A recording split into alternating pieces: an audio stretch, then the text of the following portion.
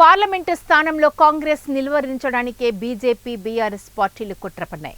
Parliament స్థానంలో గెలిస్తే అర్జునుడిని, ఓడితే అభిమన్యుణ్ణి.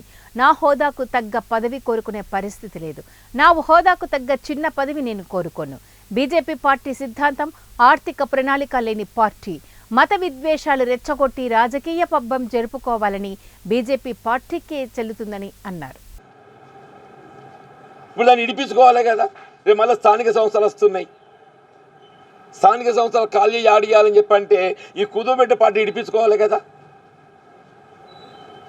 ఈ కూదోబెట్ట పార్టీ ఇడిపించుకోవడానికి కోసము మేము ఏదో చేస్తున్నాం చెప్పని అనిపించుకుందామని చెప్పని రైతు దీక్ష నిరసన కార్యక్రమాన్ని నాకు ఆశ్చర్యం కలుగుతుంది అంటున్నాను. నువ్వు చేసిన పని మేము చేయకుండా మా తప్పు. ఏదైతే నువ్వు గత ప్రభుత్వ హయాంలో నువ్వు అమలు చేసింది మేము చేయలేకుంటే you can find fault with అస్.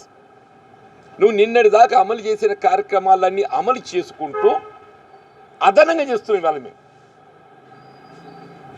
నిన్నటి వరకు నువ్వు అమలు చేసిన కార్యక్రమాలన్నీ అమలు చేస్తున్నాం. ఇవాళ మేము అమలు చేసే ఉచిత రవాణా కానీ, 200 యూనిట్ల వరకు ఉచిత విద్యుత్ సౌకర్యం కానీ, గృహ అవసరాలకు 500 రూపాయలకి సిలిండర్ సౌకర్యమే కానీ, ఇవన్నీ నువ్వు నిన్నటి వరకు అమలు చేసిన కార్యక్రమాలకు అదనంగా చేస్తున్నా.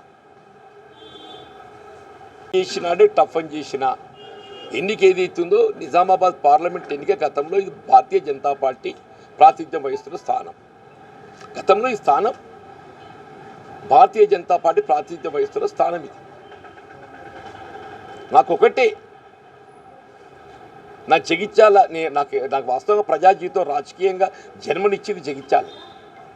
అటువంటి ప్రాంతానికి నేను సేవ చేయాలి అనేటువంటి ఒక తపనతోని నేను నిజామాబాద్ ఆప్ చేసుకున్నాను. అటువంటి తపనతో నిజామాబాద్ ఆప్ చేసుకున్నాను. నా పార్టీ కూడా గైడెన్స్ ఇచ్చింది, ఎందుకు నువ్వు పద్మవ్యూహంలో చూస్తున్నావు అని చెప్పాను. నేను చెప్పిన నేను పద్మవ్యూహంలో చూస్తున్నా అని చెప్పాను. నేను